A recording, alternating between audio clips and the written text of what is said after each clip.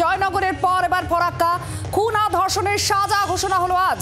বালিকা খুন আর ধর্ষণে দুই অভিযুক্তের সাজা ঘোষণা, যার মধ্যে একজনকে ফাঁসির সাজা শুনিয়েছে আদালত, আরেকজনের যাবজ্জীবন হয়েছে। গত 13ই অক্টোবর ফরাক্কার এই নৃশংস ঘটনা ঘটে আর খুব দ্রুত এই সাজা ঘোষণা হলো, অর্থাৎ নিম্ন আদালতে যে বিচারের যে প্রক্রিয়া সেই প্রক্রিয়া সম্পন্ন হয়েছে।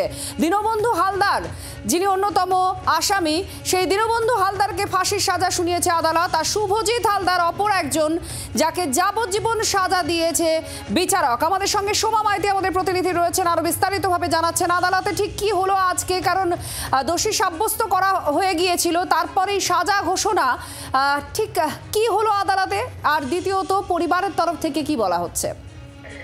দেখো, সব থেকে বড় বিষয় 60 দিনের মাথায় এই সাজা ঘোষণা হলো এবং আজকে আদালত চত্বরে প্রচুর মানুষ হাজির ছিলেন। ফারাক্কার প্রচুর সাধারণ মানুষও যেমন ছিলেন, একই সঙ্গে নির্যাতিতার পরিবার ছিলেন, তারাও হাজির ছিলেন এবং গতকালই বিচারক রায় ঘোষণা করেছিলেন যে আজকে সেই রায় দেওয়ার কথা ছিল। গতকালই এই দুজনকে দোষী সাব্যস্ত করেছিলেন বিচারক এবং আজকে প্রায় 12টা নাগাদ যখন আদালত শুরু হয়, তারপরে প্রায় 2 ঘন্টা টানা সওয়াল জবাব চলে এবং আত্মপক্ষ সমর্থনেরও তাদের সুযোগ দেওয়া হয় দুজন আসামিকে এবং তারা বেকসুর, তারা খালাসের তারা দাবি করে এবং তারা বলে যে তারা নির্দোষ, এই ঘটনার সাথে তারা কোনোভাবেই জড়িত নয়। পরবর্তী সময় সরকারি পক্ষের আইনজীবী দীর্ঘক্ষণ সওয়াল জবাব করেন এবং তারপরই কিন্তু সাজা ঘোষণা করেন বিচারক এবং মূল অভিযুক্ত যে দীনবন্ধু তার ফাঁসির আদেশ দেন এবং অন্য আরেকজন অভিযুক্ত তার যাবজ্জীবন কারাদণ্ডের তাকে নির্দেশ দেন। খুব স্বাভাবিকভাবেই নির্যাতিতার পরিবার এই রায়ে অত্যন্ত খুশি এবং তারা জানিয়েছেন যে এত দ্রুত তারা যে বিচার পাবেন সেটা সম্ভবত তারা নিজেরাও কল্পনা করতে পারেননি এবং মাত্র 21 দিনের মাথায় পুলিশ প্রশাসনের চার্জশিট জমা দিয়েছিল। ফলত এই যে অত্যন্ত মর্মান্তিক দুর্ভাগ্যজনক যে নৃশংস হত্যাকাণ্ড ঘটেছিল এবং তারপর গোটা রাজ্য জুড়ে এক আন্দোলন শুরু হয়েছিল এবং তারপর এত দ্রুত যে বিচার পেয়েছেন এর ফলে খুশি ফারাক্কার মানুষ সহ নির্যাতিতার পরিবার। ধন্যবাদ সোমা মাইতি আমাদের প্রতিনিধির সঙ্গে ছিলেন। 61 দিনের মাথায় সাজা ঘোষণা হলো, 21 দিনের মাথায় চার্জশিট দিয়েছে পুলিশ, আর এই নিয়েই ঠিক পুলিশের তরফ থেকে কি বলা হচ্ছে আপনাদের শোনাবো। আমাদের এই ক্রাইমটা বড় হিনিয়াস, মানে এতটাই হিনিয়াস যে সকালে হিয়ারিংয়ের সময় আমি বলেছিলাম যে শুধুমাত্র ভ্যাজাইনাল ফোর্সফুল ইন্টারকোর্স না, পেনাল ফোর্সফুল ইন্টারকোর্স হয়। মানে এত বড় বর্বরচিত অত্যাচার একটা 9 বছরের প্লাস মেয়ের উপরে কীভাবে এরা দুজনে মিলে করেছে, প্রচুর টাইপের। আমরা 31 জন সাক্ষীকে আমি এক্সামিন করেছি এই মামলায়। টোটাল ইনভেস্টিগেশন আমাদের 21 দিনের মধ্যে অলমোস্ট শেষ হয়েছে এবং তারপর আলটিমেটলি 39 দিনের মাথায় ট্রায়ালস এবং আজকে পানিশমেন্ট হতো। এক্স্যাক্টলি আমরা যদি 31শে মাস আছে, আমাদের 10 মাসটা সেটা যদি সঙ্গে নিই, তাহলে আমাদের আজকে 61 দিন এবং এই 2 মাসের মধ্যে পুরো ইনভেস্টিগেশন মানে তদন্ত, বিচার এবং ট্রায়াল এবং শাস্তিদান, এই পুরো প্রসেসটা কমপ্লিট হলো। আপনারা শুনছিলেন আইনজীবীর তরফ থেকে ঠিক কি বলা হয়েছে এবং এটাই খুব গুরুত্বপূর্ণ যে অল্প দিনের মধ্যে বিচার প্রক্রিয়া সম্পন্ন হওয়া, দোষী যারা অভিযুক্ত তারা দোষী প্রমাণিত হওয়া এবং তাদের সাজা, এই পুরো প্রসেসের মধ্যে পুলিশের একটা গুরুত্বপূর্ণ ভূমিকা থাকে। তথ্য প্রমাণ বিজ্ঞানের ভিত্তিতে এবং সমস্ত কিছুর মাধ্যমে আদালতে পেশ করা, আর সেই চার্জশিট যেটা অন্যতম আইনি প্রক্রিয়ার মধ্যে প্রাথমিক এবং প্রথম গুরুত্বপূর্ণ বিষয় হয়ে ওঠে, সেই চার্জশিট 21 দিনের মধ্যে পুলিশ পেশ করেছে। পুলিশের তরফ থেকে এবার কি বলা হচ্ছে সেটাও আপনাদের শোনাবো। মেয়েটির মা বাবা কর্মসূত্রে দিল্লিতে থাকেন বেশিরভাগ সময় বছরে, তাই মেয়েটিও মা বাবার সঙ্গে দিল্লিতেই থাকতো, মাঝে মাঝে তার গ্রামের বাড়িতে আসতো। গত পুজোর সময় সে মামা বাড়িতে বেড়াতে এসেছিল মা বাবার সঙ্গে। দুপুরবেলা পর্যন্ত সে বাড়ি ফেরেনি। তার মা এবং দিদিমা খুব উদ্বিগ্ন হয়ে পড়েন, খোঁজ করেন যে মেয়েটা এখনো ফিরছে না কেন। তখন মেয়েটির বন্ধু যাদের সাথে সে খেলছিল তারা এবং আরও 1-2 পাড়া প্রতিবেশী বলেন মেয়েটিকে দীনবন্ধু হালদার বলে একজন তার বাড়ির দিকে নিয়ে যাচ্ছিল। মেয়েটির মা দিদিমা স্বভাবতই দীনবন্ধুর বাড়িতে যান, খোঁজ করেন যে আমাদের মেয়ে এসেছে কিনা। দীনবন্ধু দরজা খোলে না, বন্ধ দরজার ভেতর থেকে সে ছিটকিনি লাগিয়ে দেয় এবং বন্ধ দরজার ভিতর থেকে সে বলে মেয়েটি এখানে আসেইনি। আরো খোঁজাখুঁজির পর তারা আবার ফিরে যান দীনবন্ধুর কাছে এবং এবার সে অন্য কথা বলে মেয়েটি এসেছিল কিন্তু চলে গেছে। বক্তব্যে যেহেতু এত অসঙ্গতি ছিল আচরণ সন্দেহজনক ছিল। মা দিদিমা চিৎকার চেঁচামেচি শুরু করেন, পাড়ার লোক জমে যায়, তারা দরজায় ধাক্কাধাক্কি করেন। সেই ঘরের তল্লাশিতে দেখা যায় ঘরের একটা আলনার পিছনে একটি হলুদ প্লাস্টিকের ব্যাগের মধ্যে নাবালিকার প্রাণহীন দেহ। এরপরই স্থানীয় মানুষ ওই দীনবন্ধু হালদারকে মারতে শুরু করে, গণপ্রহার শুরু হয়। তারপর যেমন বলেছি, আইসি ফারাক্কার কাছে খবর চাই, পুলিশ গিয়ে তাকে উদ্ধার করে হাসপাতালে নিয়ে যায় এবং গ্রেফতার করে। এবং ময়নাতদন্তের রিপোর্টে আমরা জানতে পারি যে নাবালিকার উপর চরমতম যৌন নির্যাতন হয়েছে।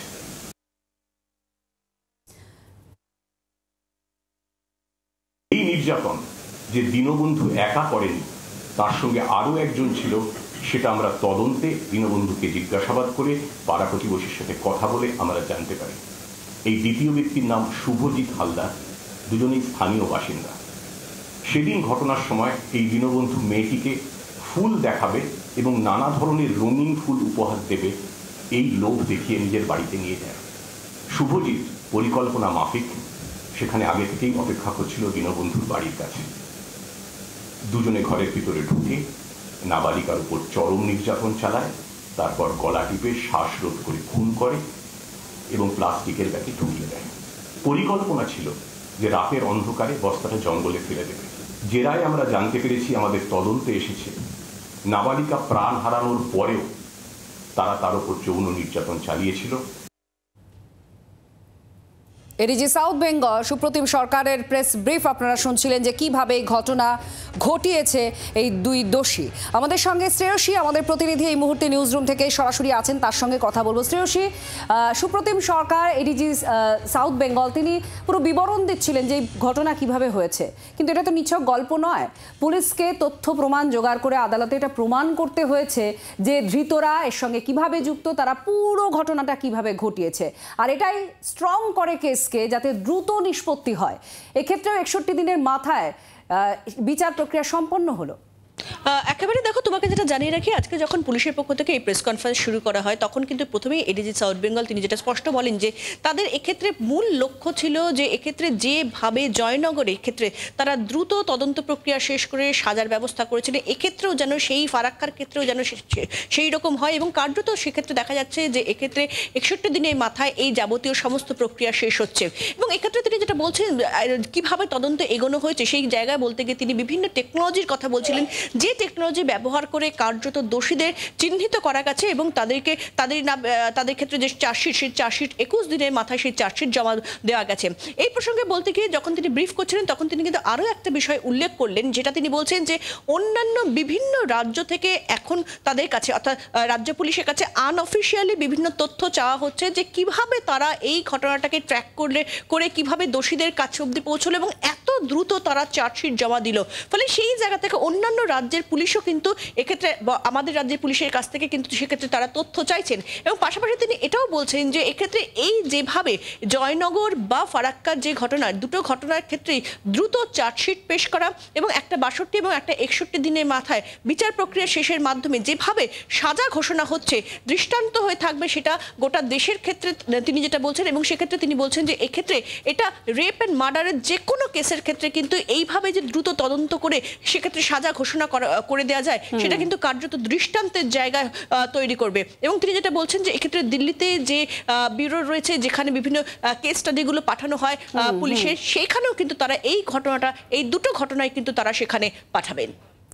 আর এখানেই শ্রেয়সী একটু একটা জিনিস আজকে মানে যোগ করতেই হয়, যেহেতু আজকে টালা থানার তৎকালীন ওসি এবং সন্দীপ ঘোষ দুজনেই জামিনে মুক্ত হয়েছেন। সেখানে সিবিআই চার্জশিট দিতে পারেনি 90 দিনের মধ্যে। ঠিক একই রকম এই ধর্ষণ আর খুনের মামলায় তারা তথ্য প্রমাণ লোপাটে অভিযুক্ত ছিলেন। ঠিক যেদিন এটা হলো সেই দিনই আজকে ফাঁসি এবং কারাদণ্ড হলো, অর্থাৎ বিচার প্রক্রিয়া এত দ্রুত সম্পন্ন হলো আর একটা কেসের। এটা তুল্যমূল্য বিচার তো সবসময় করবেন সবাই, সব স্তরের মানুষই হয়তো করবেন, কারণ ইনভলভ হয়ে গেছিলেন সবাই আরজি করের ঘটনায়। একেবারে নিঃসন্দেহে কিন্তু তোমাকে বলি সেটা হচ্ছে যে এজিটি সাউথ বেঙ্গলের কাছেও এই বিষয়টা নিয়ে প্রশ্ন করা হলো, তিনি এড়িয়ে যান, তিনি এই বিষয়টা নিয়ে উত্তর দিতে চাননি। তার কারণ খুবই স্পষ্ট, যেহেতু এটা অন্য তদন্তকারী একটি সংস্থা, তারা এই মুহূর্তে তদন্ত প্রক্রিয়া করছে। কিন্তু এই বিষয়টা নিয়ে কিন্তু সাধারণ মানুষের মধ্যে নিঃসন্দেহে একটা প্রশ্নের জায়গা তৈরি হচ্ছে যে এক্ষেত্রে একই ধরনের দুটো কেসে, সেখানে 61 এবং 62 দিনের মাথায় কিন্তু শুধুমাত্র যে তদন্ত শেষ হচ্ছে তা নয়, তদন্ত শেষ হয়ে সেক্ষেত্রে চার্জশিট জমা পড়ে সেক্ষেত্রে সাজা ঘোষণা হচ্ছে, সেক্ষেত্রে আরজি করের ঘটনার ক্ষেত্রে এখনো পর্যন্ত কিন্তু সেই উই ওয়ান্ট জাস্টিস বা উই ডিমান্ড জাস্টিসের যে স্লোগানে কার্যত কয়েক মাস ধরে কলকাতার রাস্তায় সেক্ষেত্রে প্রবল প্রতিবাদ, প্রবল সেক্ষেত্রে আন্দোলন দেখা গিয়েছিল, সেই জায়গাটাতে কিন্তু এখনো পর্যন্ত সেই জাস্টিস কতদূর মিলেছে, কারণ এক্ষেত্রে কিন্তু নির্দিষ্টভাবে চার্জশিট জমা পড়া, সাজা ঘোষণা হওয়া এখনো অনেকটা বাকি সেই প্রক্রিয়া। ফলে সেই জায়গা থেকে দাঁড়িয়ে তুল্যমিল্য বিচারে কিন্তু স্পষ্টত সেক্ষেত্রে দেখা যাচ্ছে যে ফারাক্কা এবং এক্ষেত্রে জয়নগরে যে দুটো ঘটনার ক্ষেত্রে কিন্তু রাজ্য পুলিশ যেভাবে তদন্ত করে এগিয়ে নিয়ে গেল এবং তার পরিপ্রেক্ষিতে বিচার ব্যবস্থা যেভাবে কাজ করলো এবং সামগ্রিকভাবে কিন্তু একটা 61 এবং একটা 62 দিনের মাথায় নিঃসন্দেহে সেক্ষেত্রে দোষীরা চিহ্নিত হলো এবং সাজাপ্রাপ্ত হলো। বাংলার আওয়াজ, বাঙালির আবেগ, জি 24 ঘন্টা।